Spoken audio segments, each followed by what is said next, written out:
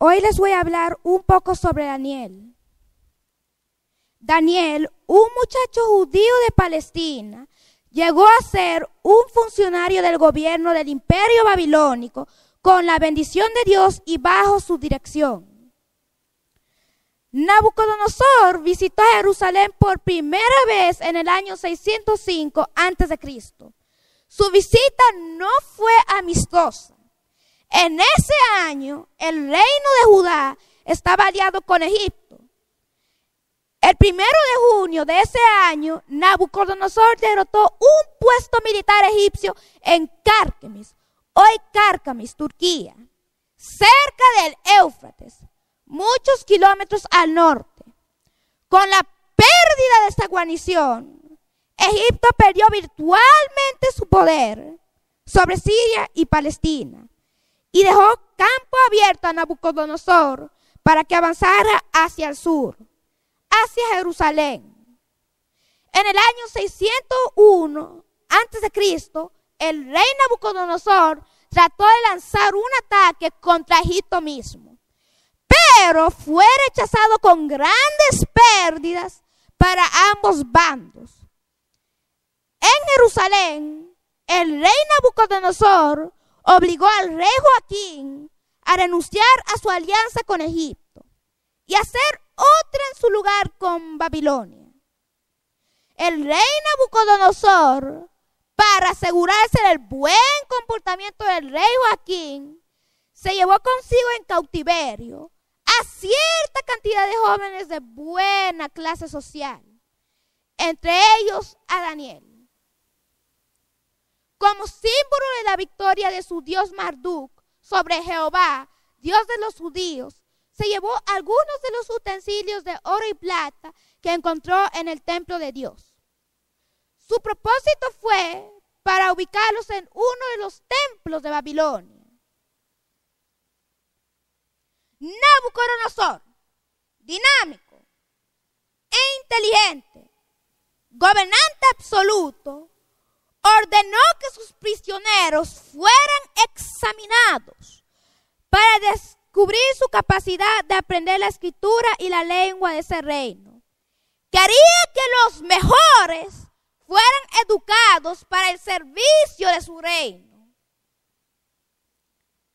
Daniel y 3 de sus amigos resultaron eminentemente capacitados y se les envió a la Universidad Real para recibir una educación apropiada. Allí se le dieron nuevos nombres, el de Daniel Belsasar, en honor al dios Bel de Babilonia. Al llegar a la universidad, los jóvenes judíos descubrieron para su pesar que su generoso conquistador proveía diariamente manjares para la escuela, los cuales ellos no consideraban apropiados. Nabucodonosor sin duda tenía buenas intenciones, pero Daniel sabía que ese régimen alimentario era malsano y contrario a los principios delineados por Dios en Deuteronomio 14. Una buena parte de esos alimentos era ofrecido como sacrificio a los dioses falsos de Babilonia. Participar de ellos constituía en una especie de comunión con esos dioses falsos. La mayoría de los adolescentes se sienten muy mal si tienen que ser diferentes. Pero Daniel venció esos sentimientos y resolvió no contaminarse con los manjares y el vino del rey. Hablamos sobre Daniel como cautivo, universitario, un joven que rechaza la comida del rey y pone en alto los principios de Dios. Ahora, Daniel como profeta. El capítulo 9 de Daniel es uno de los más cristocéntricos del Antiguo Testamento.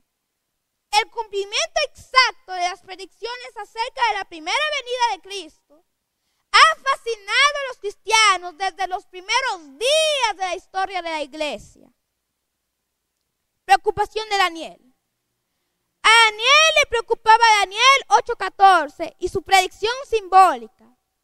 Ahora vámonos al libro de Daniel, capítulo 8, versículo 14.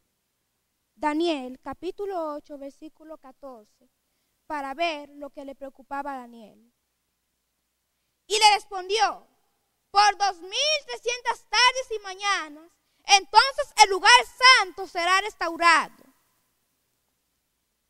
Daniel tenía buenas razones para saber que eso se refería al día anual de la expiación de la restauración o purificación del santuario. Pero, ¿cuál era el significado de las 2300 tardes y mañanas? El templo de Jerusalén estaba en ruina. Una tarde y una mañana es un día, de acuerdo con Génesis 1:5. Es muy posible que su contemporáneo, el profeta Ezequiel, haya recibido revelaciones de que en las profecías de largo alcance, un día simboliza un año. Daniel conoció al profeta Jeremías durante su infancia en Jerusalén. Tenía una copia de los escritos del anciano profeta. En ellos Jeremías decía algo acerca de cuánto tiempo duraría la desolación de Jerusalén. Daniel leyó que al cumplirse 70 años, Dios visitaría al rey de Babilonia y a dicha gente por su delito. Esto era animador para Daniel, porque los babilonios habían sido castigados por los medos y los persas. Jerusalén había estado sometida por 68 años. Los 70 años están por cumplirse. Pero Jerusalén y su templo estaban en ruina. Y aparentemente no se estaba haciendo nada para reconstruirlos. ¿No se habría equivocado Jeremías después de todo? Tal vez Jerusalén quedaría en ruina por lo menos por 2300 años. Daniel siguió leyendo estos pasajes al desarrollar el libro. Ahora abramos nuestras Biblias en el libro de Jeremías, capítulo 29, versículos 10 al 14, para ver lo que leyó Daniel. Pues así dice el Señor: cuando se le hayan cumplido a Babilonia 70 años, yo os visitaré y cumpliré mi buena palabra de haceros volver a este lugar. Porque yo sé los planes que tengo para vosotros, declara el Señor. Planes de bienestar y no de calamidad, para daros un futuro y una esperanza. Me invocaréis y vendréis a rogarme y yo os escucharé. Me buscaréis y me encontraréis cuando me busquéis de todo corazón. Me dejaré hallar de vosotros, declara el Señor, y restauré vuestro bienestar. Y os reuniré de todas las naciones y de todos los lugares a donde os expulsé, declara el Señor. Y os traeré de nuevo al lugar de donde os envié al destierro. Dios pudo haberse olvidado de ese pueblo malo, idólatra, desobediente, ingrato. Pero Dios no es así. Dios es un Dios de principio que cumple su promesa. Caída del imperio. El 12 de octubre del año 539 a.C., Belsasar ofreció un banquete a 1000 funcionarios de su gobierno con sus esposas y sus amantes. El vino corrió, el entusiasmo subió de punto, la realidad comenzó a desdibujarse. Las realidades eran turbias en ese momento. A los 23 años que habían transcurrido en Babilonia desde la muerte de Nabucodonosor, Babilonia se había alejado muchísimo del esplendor de su edad de oro. A Nabucodonosor le sucedieron una serie de gobernantes incompetentes. Su hijo Evil-Merodach no hizo mucho y fue asesinado por su cuñado. Ese cuñado falleció 4 años más tarde y dejó a un hijo menor en su lugar. Algunos conspiradores asesinaron al niño rey y nombraron a uno de los suyos, Nabonido, para que fuera su sucesor. 6 años más tarde, el rey Nabonido decidió trasladar la sede de su gobierno a un oasis lejano llamado Tema, en Arabia, y le confió el reino de Babilonia a su hijo Belsasar. El rey Nabonido se consagró ávidamente a adorar a la diosa Sin de la luna, en lugar de consagrarse a Marduk, el dios principal de Babilonia. Durante 10 años, por causa de su ausencia, Nabonido no celebró la popular fiesta de Año Nuevo en Babilonia. Al mismo tiempo, la recepción económica había dejado la capital en un estado general de abandono. Nabonido había llegado a ser sumamente impopular. Mientras tanto, Ciro el Grande había comenzado su asombrosa ascensión. Había conquistado el reino de Media y había añadido a Lidia a sus dominios en el lejano occidente. Nabonido, alarmado por el progreso de Persia, regresó de Tema a Babilonia en el año 540 a.C. El 12 de octubre del año 539 a.C., Darío y Ciro deciden ir hacia la conquista de Babilonia, y Nabonido va al encuentro de eso en una ciudad llamada Opis, a 185 kilómetros al norte de Babilonia. El 10 de octubre del año 539 a.C., Nabonido se rinde en Sipar y huye hacia el sur, hacia Borsippa. Mientras tanto, un destacamento militar a las órdenes de Darío el Medo prosiguió hacia el sur, hacia los muros de Babilonia. Estas eran las ominosas realidades que enfrentaba la fiesta de Belsasar. El imperio virtualmente perdido, su padre oculto en alguna parte y el enemigo a la puerta. Pero ¿para qué preocuparse? Los muros de Babilonia eran elevados y fuertes.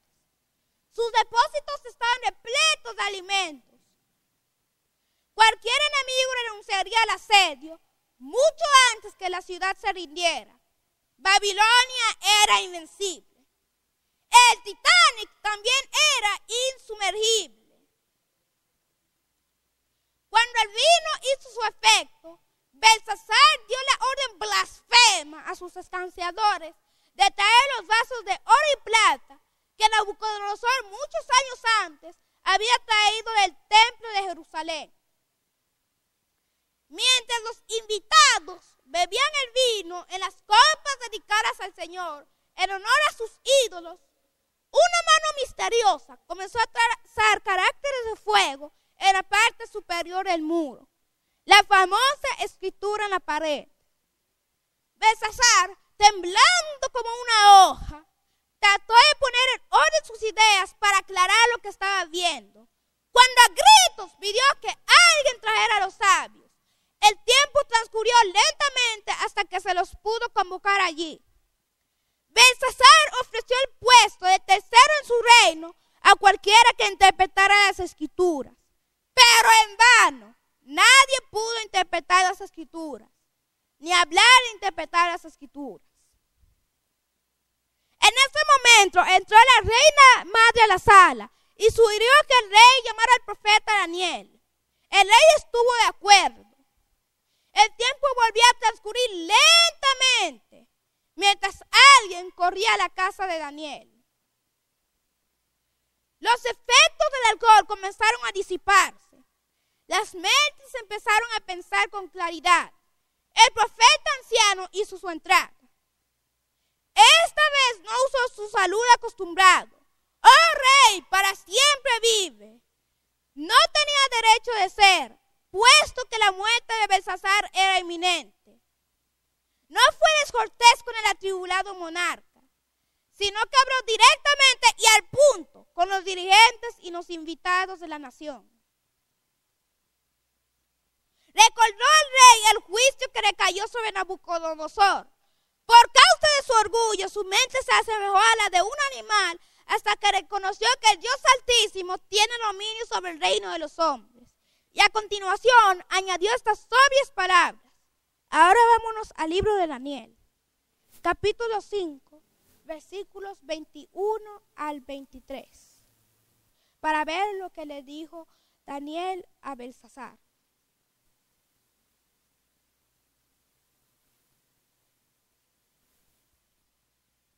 Fue echado de entre los hombres. Su corazón se hizo semejante al de las bestias, y con los asnos monteses tuvo su morada. Se le dio a comer hierba como al ganado, y su cuerpo se empapó con el rocío del cielo, hasta que nos conoció que el Dios Altísimo domina sobre el reino de los hombres, y que pone sobre él al quien le place. Mas tú, su hijo Belsasar, no has humillado tu corazón, aunque sabías todo esto, sino que te has ensalzado contra el Señor del cielo, y han traído delante de ti los vasos de su templo, y tú y tus nobles, tus mujeres y tus concubinas, habéis estado bebiendo en ellos. Y habéis alabado los dioses de plata y oro, de bronce y hierro, madera y piedra, que ni ven, ni oyen, ni entienden. Pero al Dios que tiene en sus manos tu propio aliento y es dueño de todos tus caminos, no has glorificado. La escritura en la pared todavía estaba allí resplandeciente, como un letrero de neón. En el conflicto de los siglos, en la página 34, Elena G. de White dice: Dios no asume nunca para con el pecador la actitud de un verdugo que ejecuta la sentencia contra la transgresión, sino que lo abandona a su suerte para con los que rechazan su misericordia. Y deja que recojan los frutos que sembraron sus propias manos. Todo rayo de luz que se desprecia, toda admonición que se rechaza y desoye, toda mala pasión que se abriga, toda transgresión contra la ley de Dios, son semillas que darán infaliblemente su fruto. Cuando éste se resiste tenazmente, el Espíritu de Dios concluye por apartarse del pecador.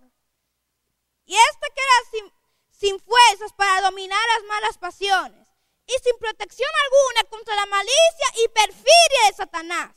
Termina la cita. En el año 538 a.C., Ciro, rey de Persia, le pone fin a la cautividad de los judíos. El reino del imperio babilónico terminó con un juicio y una sentencia, y fue puesto otro rey. Así también será cuando termine el reino de los hombres.